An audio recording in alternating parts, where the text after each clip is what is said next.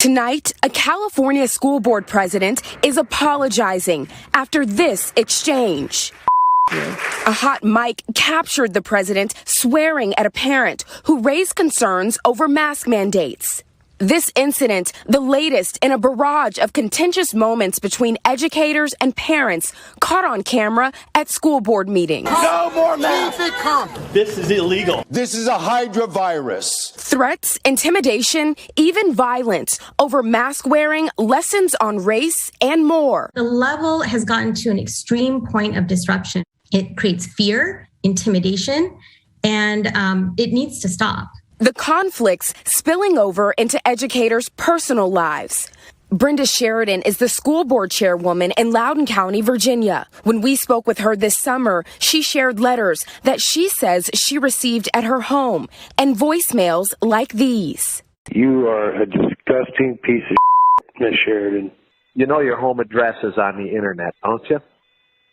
That could be a little scary. Stupid, fat lover. I have never been afraid to be in my community. I have never thought twice about going anywhere in Loudoun or anywhere in my community. And I stop and think twice now. Tensions in some districts now reaching a boiling point.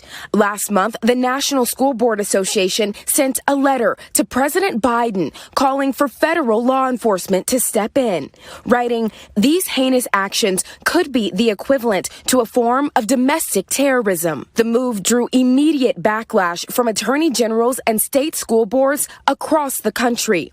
Last week, the organization issued an apology saying, quote, "We deeply value not only the work of local school boards, but also the voices of parents who should and must continue to be heard." The walkback hasn't cooled tensions. This exchange over mask wearing at a school board meeting happened in Portland, Oregon, just Tuesday. Cowards! You are cowards! I will not sit down. I won't comply. You guys are cowards! We've always had conflict between parents and school leaders.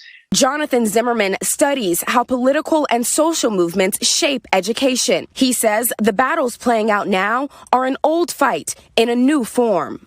But when was the last time that you read about a big battle in a school board over evolution and creation or over school prayer? A lot of that energy that we used to invest in religion has become reinvested in our partisan affiliations. What can history teach us about how the conflicts that we're seeing today will be resolved?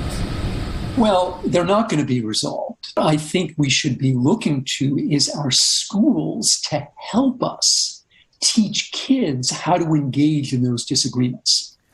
All right, Priscilla Thompson joins us now. And Priscilla, I was asking, how much of this is new and how much of this is everyone has a camera, there's social media amplifying everything. And you were telling me that you learned from your reporting, a lot of times when these sort of fights break out, there's people that don't even have kids in the school system. It's just people going here to protest. Right. And that's what I've seen in covering what's been happening in Loudoun County, where there's sort of this all call put out for everyone to come down to the school board meeting or to call this school board leader or whatever it might be and express their concerns, even though they don't live in the community and may not even have students attending schools in that district. And so social media has certainly changed the way these flashpoints are sort of developing and how these school board members are being treated.